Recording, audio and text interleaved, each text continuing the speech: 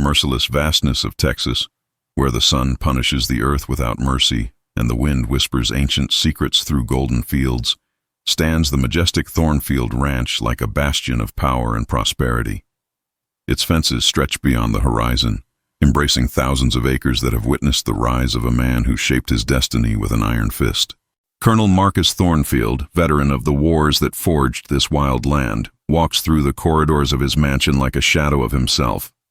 His steps, once firm and decisive like those of a general commanding troops, now echo empty against the polished oak planks. The man who once faced enemy bullets and tamed hostile territories finds himself defeated by an invisible enemy that no military strategy can conquer. In the master bedroom, wrapped in silk sheets that were once white as snow but now carry the weight of illness, Isabella Thornfield fights against a fever that consumes her life force like devouring fire. 3 doctors from town have already declared her condition hopeless, their words cutting the colonel's heart deeper than any war blade. The silence of the house is broken only by the irregular sound of Isabella's breathing and the creaking of planks under Marcus's restless feet. What mystery approaches the Thornfield lands on this fateful afternoon? If you've ever faced moments of despair like Colonel Marcus, leave in the comments how you would handle this situation. And don't forget to activate the notification bell to discover what surprise awaits in the shadows of the porch. Twilight paints the Texas sky with tones of blood and gold when an ethereal figure emerges from the shadows of the Thornfield Ranch's main porch. Colonel Marcus, lost in his silent pleas to cruel fate, startles upon hearing a voice soft as morning breeze cutting through the heavy afternoon air. "Colonel, I can take away your wife's fever," whispers the young stranger, her words carrying a certainty that defies the logic of a world where 3 doctors have already sealed Isabella's fate. Marcus raises his tired eyes and contemplates the apparition before him. Luna, thus she introduces herself with disconcerting simplicity, is a 16-year-old girl dressed in simple and patched clothes that contrast drastically with the ranch's opulence. Her hair, dark as a moonless night, frames a face where eyes shine that seem to guard ancestral secrets. There is something in her that transcends her apparent poverty, a natural dignity, a wisdom that shouldn't inhabit someone so young. "Who are you, child? Where do you come from?" asks the colonel, his voice hoarse from despair and the distrust that years of military command have engraved in his soul. Luna approaches with silent steps, her small but firm hands gesturing as she explains that her Cherokee grandmother taught her the ancient ways of healing, knowledge passed from generation to generation like sacred treasures kept far from the eyes of white civilization. She speaks of herbs that grow in secret places, of rituals that harmonize the body with nature's forces, of a medicine that doesn't come from glass bottles, but from the very earth that sustains all creatures. The colonel feels his rational world sway. A man of Christian faith and scientific methods, he finds himself confronted with a proposal that challenges everything he has always believed. But when the fragile sound of Isabella's breathing echoes through the open windows, Marcus understands he stands before an epic crossroads. Dawn breaks over Thornfield Ranch like a presage of a journey that will forever change the destiny of all involved. Luna, with the wisdom of someone who carries the weight of generations on her young shoulders, reveals to Colonel Marcus the cruel truth. The herbs necessary to save Isabella grow only on the sacred heights of the Apache Mountains, a territory where few white men have stepped and even fewer have returned to tell their stories. "The plants that can cure your wife are guarded by the mountain spirits," explains Luna, her eyes shining with a determination that ignites something dormant in the war veteran's heart. "Moonflower and thunderroot grow only where the wind carries the ancestors' prayers. But the path is dangerous as hell's own flames." Marcus feels the weight of decision like lead armor on his shoulders. The Apache Mountains are known throughout the territory as the domain of fierce warriors who protect their sacred lands with the fury of 1,000 storms. Stories spread through saloons and ranches about entire expeditions that disappeared without leaving traces, swallowed by the hostile vastness of those mysterious heights. But when he contemplates Isabella's pale face through the bedroom window, where she fights death like a silent warrior, the colonel makes his decision with the same courage that carried him through the battlefields of his youth. He summons his most loyal men, Jake, Eagle-Eye Morrison, legendary marksman whose aim never failed, Samuel Ironfoot Rodriguez, experienced tracker who knows every footprint of the desert, and Thomas Steelheart Sullivan, strong as a bull and loyal as a guard dog. These men, forged by the same battles that molded their leader, accept the mission without hesitation, united by the loyalty that only true brothers in arms know. Luna observes the preparations with eyes that seem to see beyond time's veil. She knows this journey will test not only their physical courage but transform their souls in ways they cannot yet imagine. As horses are saddled and provisions loaded, the group prepares to ride toward the unknown, where each step might be their last. The merciless sun of the second day of journey transforms the desert into a blazing furnace, where each breath burns the lungs like living embers. Colonel Marcus Thornfield's expedition advances through a labyrinth of red canyons and rock formations that rise like ancient sentinels guarding millennial secrets. The sound of hooves on stone echoes through narrow gorges, creating a hypnotic rhythm that marks each step toward forbidden territory. Luna rides beside the colonel with a natural grace that surprises the rough men accustomed only to the company of cowboys and soldiers. Her dark eyes constantly sweep the horizon, reading invisible signs in the earth that her companions would never perceive. When she points to almost imperceptible tracks in the sand, identifying them as puma traces, or when she predicts weather changes by observing the flight of vultures, the men begin to understand that this young woman carries within herself a wisdom that no school could teach. The first great trial arises as a sandstorm that transforms day into thick night. Howling winds carry millions of cutting grains that whip men and animals without mercy. It is Luna who guides the group to a natural shelter among the rocks, demonstrating a knowledge of terrain that impresses even Samuel Ironfoot. As they protect themselves from nature's fury, she tells stories of her people, revealing how the Cherokee learned to dance with storms instead of fighting against them. On the third night, when the group camps under a sky dotted with stars like diamonds scattered on black velvet, a terrifying roar echoes through the mountains. 3 gray wolves emerge from the shadows, their eyes glowing like embers in the dark. Jake Eagle-Eye already raises his rifle when Luna stops him with a firm gesture. With slow and deliberate movements, she approaches the predators, whispering words in Cherokee that seem to calm the wild beasts. The colonel watches astonished as the young woman establishes silent communication with the wolves, who eventually retreat in peace. In this moment, Marcus begins to question everything he thought he knew about strength and power. He always believed that dominating meant conquering, but Luna demonstrates a different form of leadership, one based on respect and harmony. Have you ever witnessed someone communicate with wild animals this way? Share in the comments your most impressive experience with nature. And if you're as fascinated as our heroes with Luna's powers, leave your like to continue this epic adventure. On the 5th day of journey, when the sun rises behind the sacred peaks of the Apache Mountains like a golden flame that inflames the sky, Colonel Marcus Thornfield's expedition finally reaches the mystical heights where the thin air carries echoes of ancestral prayers. The silence here is different, not empty, but filled with an ancient presence that makes horses whinny nervously and men whisper their conversations as if they were in a natural cathedral carved by the gods themselves. Luna dismounts first, her feet touching the rocky ground with a reverence that the others begin to imitate instinctively. "From here on we walk," she announces, her voice carrying an authority that transcends her youth. "This land is sacred. The horses must remain here, where the stream offers pure water and grass grows abundant." Her words echo among the rocks like divine commands. The path winds through rock formations that seem to have been carved by titanic hands. Ancient petroglyphs adorn the red stone walls, telling stories of epic hunts, battles against evil spirits, and healing rituals that connected the earthly world to the realm of ancestors.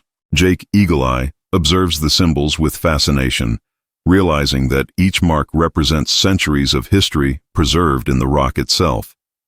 It is then that figures emerge from the rocks, like spirits materializing from the wind itself. 3 Apache elders appear silently, their faces marked by the deep lines that only decades of wisdom can carve. Their graying hair is adorned with eagle feathers and sacred beads, while buffalo hide mantles cover their majestic shoulders. Their eyes, dark as deep wells, observe the group with an intensity that makes Thomas Steelheart instinctively place his hand on his weapon's handle. But Luna steps forward, and something extraordinary happens. She kneels respectfully and begins to speak in Cherokee, her words flowing like ancestral music. Gradually, she changes to Apache, revealing a fluency that leaves the men speechless. Colonel Marcus watches astonished as the young woman reveals her true heritage. Daughter of a Cherokee mother and Apache father, raised by a grandmother who preserved the sacred knowledge of both tribes like treasures more valuable than any gold. The eldest elder, whose name is Eagle Who Flies High, examines Marcus with eyes that seem to penetrate to his soul. Through Luna, he speaks with a voice that resonates like distant thunder. White man, you seek what cannot be bought with gold or conquered with bullets. The sacred herbs only heal those whose love is true and whose heart is willing to learn. A trial is proposed to Colonel Marcus Thornfield that shakes the very foundations of his identity. He must spend 3 days and 3 nights alone in the Cave of Echoes, a sacred place where ancestral spirits test the purity of intentions of those who seek the earth's healing gifts. Without weapons, without food, only with enough water to survive, Marcus must face his own internal demons and prove he is willing to sacrifice his pride for Isabella's life. The cave opens like a gigantic mouth in the mountain's face, its walls covered by crystals that reflect light like 1,000 stars captured in eternal darkness. The echo of each breath resonates like ghostly whispers, creating a supernatural symphony that challenges any common man's sanity. Marcus enters this natural temple with steps that echo like drumbeats in a funeral ritual.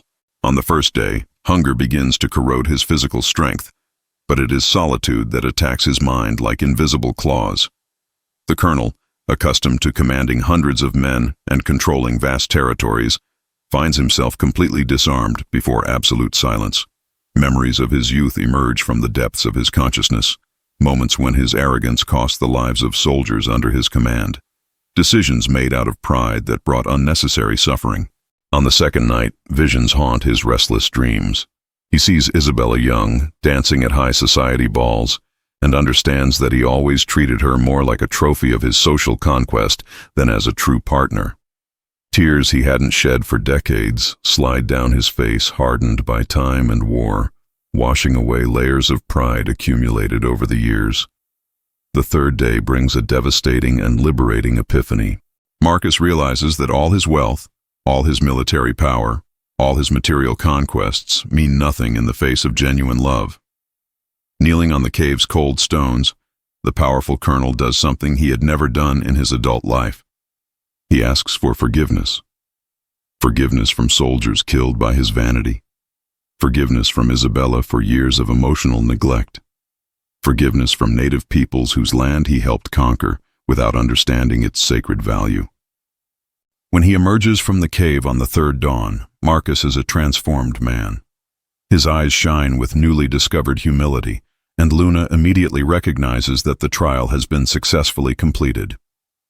Eagle Who Flies High smiles for the first time, handing over a leather bag containing the sacred herbs, moonflower and thunderroot. With the sacred herbs finally in their hands, the group begins a return journey that becomes an epic race against implacable time. Colonel Marcus, transformed by 3 days in the Cave of Echoes, rides with renewed determination that surprises his men. He is no longer the same proud man who departed from the ranch. His eyes now shine with a humility that strengthens his leadership in unexpected ways. But the ancient gods have not finished testing the group's faith.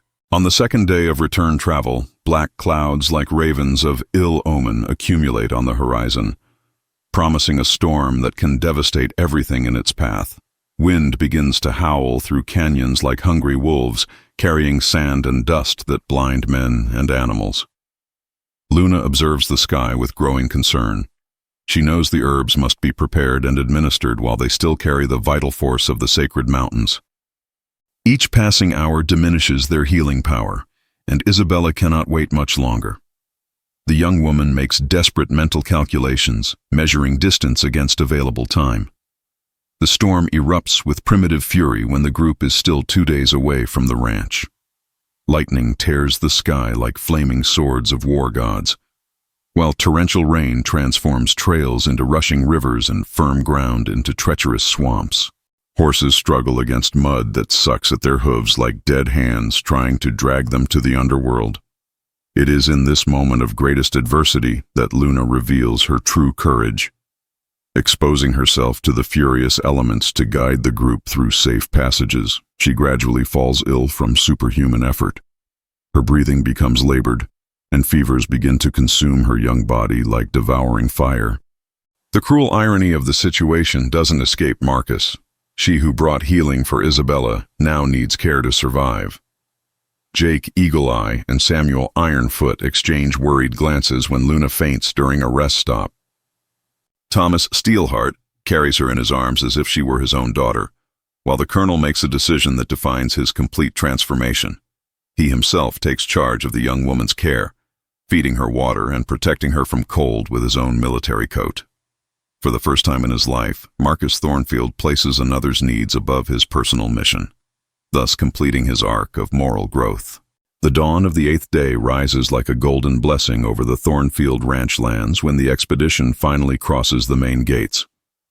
Marcus carries Luna in his arms, the young woman still weakened by the heroic journey, while his men ride with the urgency of warriors returning from an epic battle against fate itself. The main house remains wrapped in sepulchral silence that makes the colonel's heart race like war drums. He fears it may already be too late, that Isabella has departed to meet her ancestors while he sought salvation in distant mountains. But when he enters the master bedroom, a sigh of relief escapes his lips. His beloved wife still breathes, though her skin is pale as winter moonlight. Luna, gathering her last strength like a wounded warrior who refuses to fall, whispers precise instructions for preparing the sacred remedy. With trembling but determined hands, she mixes the moonflower and thunderroot in pure spring water, creating a potion that exudes an aroma sweet as wild honey and strong as life's very essence. 3 drops on the tongue every hour until the fever breaks, instructs Luna, her voice weak but charged with ancestral authority. And you must speak with her, Colonel. Tell Isabella about your journey, about what you learned. Words of true love are part of the cure. Marcus administers the remedy with the delicacy of one touching rose petals, his hands calloused by war now gentle as those of a mother caring for her baby. And then, for the first time in their 20 years of marriage, he speaks openly about his feelings. He tells Isabella about his foolish pride, about lessons learned in the sacred cave, about how Luna taught him that true strength resides in humility and respect. For 2 days and 2 nights, the colonel remains by Isabella's bedside, alternating between administering the remedy and caring for Luna, who slowly recovers in an adjacent room. Jake, Samuel, and Thomas stand guard, protecting the house like knights defending a besieged castle. On the 3rd day, a miracle manifests. Isabella opens her eyes for the first time in weeks, her breathing now clear and deep. The fever has broken like waves against rocks, and color gradually returns to her cheeks. When she whispers Marcus's name with a weak but clear voice, tears of gratitude slide down the veteran's hardened face. Recovery is slow but steady. Isabella, strengthened by her husband's renewed love and ancestral medicine, gradually returns to life. And when Luna also recovers completely, the colonel makes a decision that surprises even his most loyal men. What do you think will be the colonel's final decision? Leave your theory in the comments and your like to discover how this epic saga ends.